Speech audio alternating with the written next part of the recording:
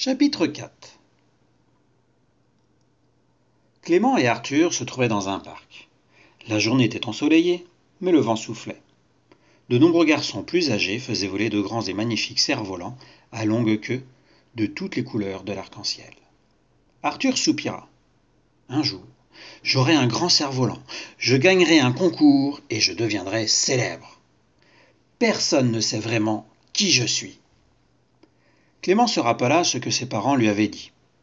Il alla trouver un garçon dont le cerf-volant était cassé et lui emprunta une grosse bobine de ficelle. « Fais-moi voler, Arthur, dit-il. « Allez, vas-y !» Il s'attacha à la ficelle et donna la bobine à Arthur. Il courut gaiement sur l'herbe, de biais, pour prendre de la vitesse, puis se retourna face au vent et s'envola.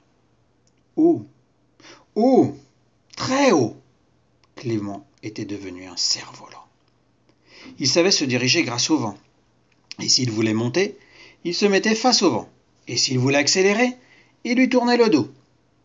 Il n'avait qu'à se tourner de côté avec précaution, petit à petit, pour ne pas se laisser emporter. Et il redescendait élégamment vers la terre ferme. Arthur lâcha de la corde, et Clément plana au-dessus des arbres. Son pull au vert pâle et son pantalon marron vif se détachaient très joliment sur le ciel bleu clair. Dans le parc, tous les gens s'étaient arrêtés pour regarder.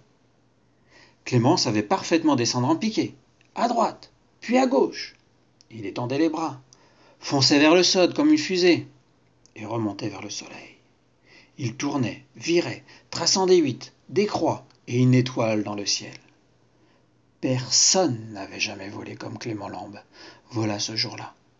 Et probablement personne ne volerait jamais plus comme lui. Au bout d'un moment, bien sûr, les gens se lassèrent de le regarder, et Arthur se fatigua de courir çà et là avec sa bobine de ficelle. Malgré tout, Clément continuait à parader. 3 garçons s'approchèrent d'Arthur et l'invitèrent à partager des hot-dogs et du coca. Arthur coinça la bobine dans la fourche d'un arbre et l'abandonna. Pendant qu'il mangeait son hot-dog, le vent emmêla la ficelle autour de l'arbre, et Arthur ne remarqua rien. La ficelle raccourcissait, mais Clément ne s'en rendait pas compte. Soudain, des feuilles effleurèrent ses pieds. C'était trop tard, il était coincé dans les branches. Un quart d'heure plus tard, Arthur et les autres garçons l'entendirent crier et grimpèrent à l'arbre pour le délivrer. Ce soir-là, Clément n'adressa pas la parole à son frère. Pourtant Arthur s'était excusé. Et, avant de se coucher, il était toujours furieux.